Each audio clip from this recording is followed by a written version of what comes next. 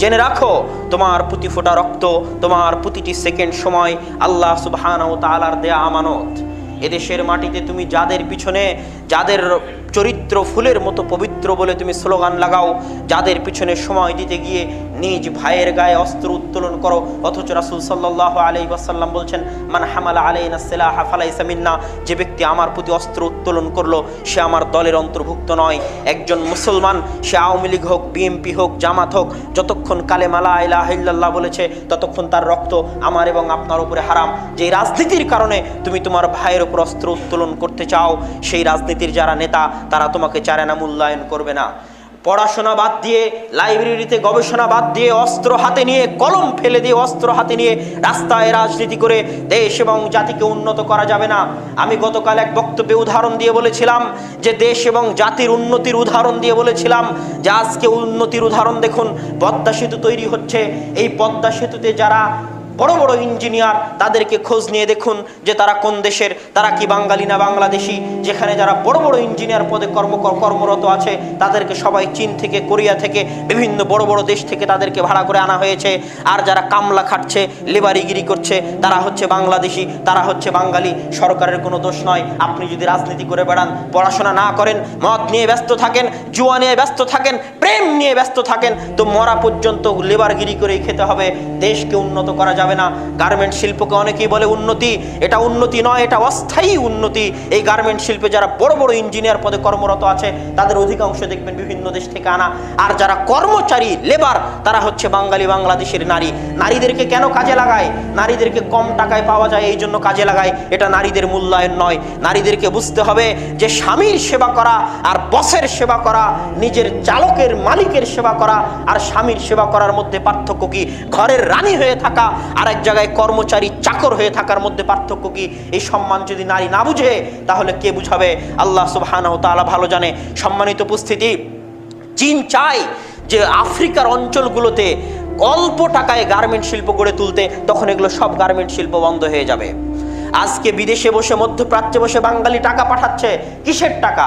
ওই লেবারগিরি করার টাকা।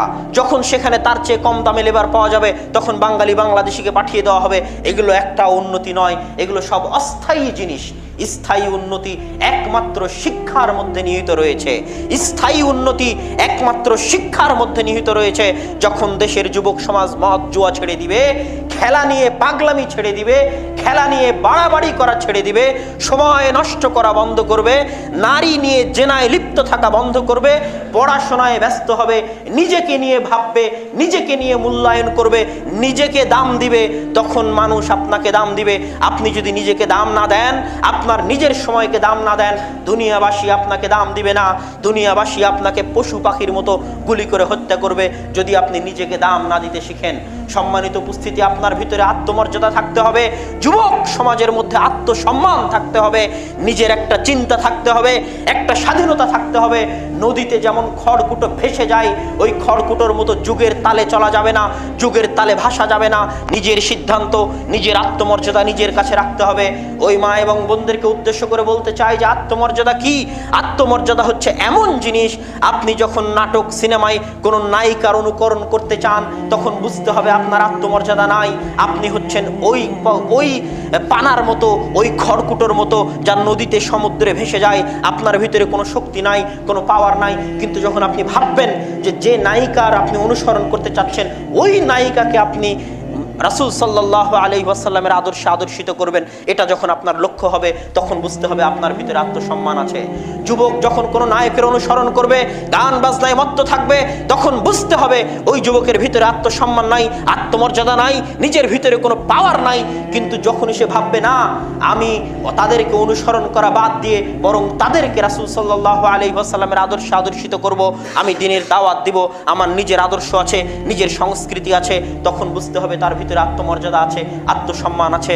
আল্লাহ সুবহানাহু ওয়া তাআলা আমাদের সকলের মধ্যে এই জিনিসগুলো বুঝার তৌফিক দান করুক। আপনারা এই দয়া করে নিজের জীবনের জন্য, সমাজের জন্য, পরিবারের জন্য, ইসলামের জন্য দেশ ও জাতির জন্য এই জিনিসগুলোকে পরিত্যাগ করুন।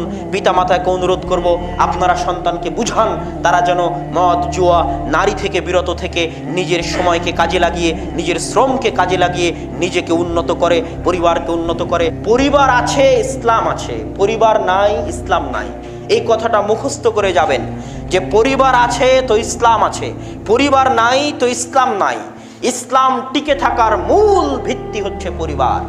আর পাশ্চাত্য বিশ্ব চায় এই পরিবারকে ধ্বংস করতে। পারিবারিক যে দুর্গ মুসলমানদের আছে, এই দুর্গকে ভেঙে খান খান করে দিতে। বিশ্বায়নের যে আবহাওয়া তারা শুরু করেছে, যে বেহায়াপনা, বেলেল্লাপনা সারা পৃথিবীতে তারা ছড়িয়ে দিতে সক্ষম হয়েছে। হিন্দুরা গ্রহণ করেছে, বৌদ্ধরা গ্রহণ করেছে, ইহুদি খ্রিস্টান গ্রহণ করেছে। এখনো যাদেরকে পরিপূর্ণভাবে গ্রহণ করাতে পারেনি তারাই একমাত্র মুসলমান, তারাই একমাত্র ইসলাম। তারা চায় ইসলামের যে পরিবার প্রথা আছে এটাকে ভেঙে খান খান করে দিতে। কিভাবে ভাঙবে? যখনই জেনা বেশি হবে তখনই অবৈধ সন্তান জন্ম নিবে, যখনই অবৈধ সন্তান জন্ম নিবে তখন সে আর পিতার পরিচয় খুঁজে পাবে না। আর যখন পিতার পরিচয় নাই তখন আর পরিবার নাই, যখন পিতার পরিচয় নাই তখন আর পরিবার নাই। এই জন্য ইসলাম পরিবারকে, পিতার পরিচয়কে এত গুরুত্ব দিয়েছে, এত গুরুত্ব দিয়েছে, এত গুরুত্ব দিয়েছে যে একজন মেয়ের তালাক হওয়ার পর তাকে ইদ্যত পালন করতে হয় যেন বুঝতে পারা যায় যে তার পেটে কোনো সন্তান আছে কিনা। কেননা তালাক হওয়ার পরের দিনেই সে যদি আরেকজনের সাথে বিয়ে করে তাহলে তার পেটে যে সন্তান আছে এটা কোন পিতার তা বোঝা যাবে না। একজন স্বামী যখন মারা যায় তখন স্ত্রীকে ইদ্যত পালন করতে হয় শুধু এটা বোঝানোর জন্য যে তার পেটে কোনো সন্তান আছে কিনা। সন্তান থাকলে ইসলাম জানতে চায় যে এই সন্তানের পিতা অমুক। কেননা ইসলাম টিকে থাকার একমাত্র মাধ্যম হচ্ছে পরিবার। তালাক প্রথাকে ইসলাম এতটাই কঠিন করার চেষ্টা করেছে যে আপনি একবারে কোনো মেয়েকে তালাক দিতে পারবেন না। 3 মাস যাবৎ আপনাকে চিন্তা করতে হবে। কোনো সিদ্ধান্ত নিতে আমার জানা নাই পৃথিবীতে কোনো সিদ্ধান্ত নিতে মানুষকে এত লম্বা সময় অপেক্ষা করার কথা ইসলাম বলেছে। তালাক দিতে হলে 3 মাস অপেক্ষা করতে হবে।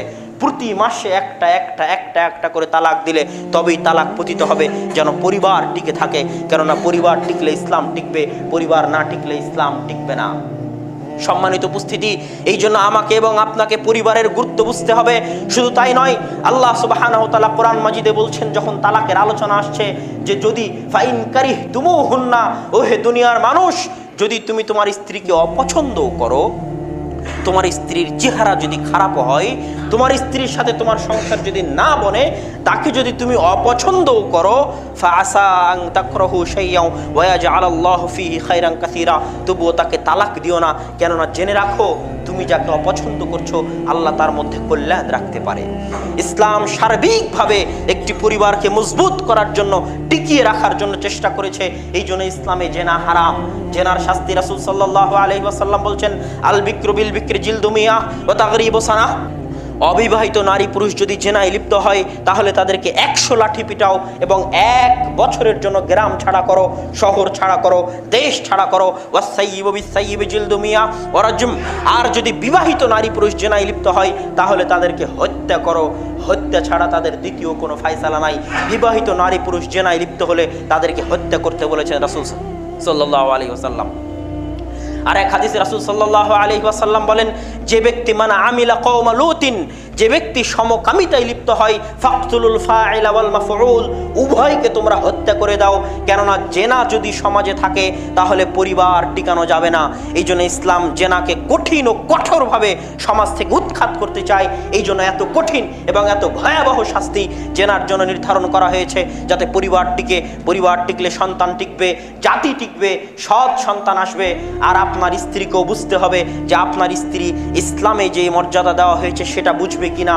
সন্তান লালন পালন করার যে গুরুত্ব, যে মহা দায়িত্ব, এই দায়িত্ব বুঝবে না টাকার পিছনে ছুটবে, এটা আপনার স্ত্রীকে বুঝতে হবে এবং আপনাকে বুঝতে হবে।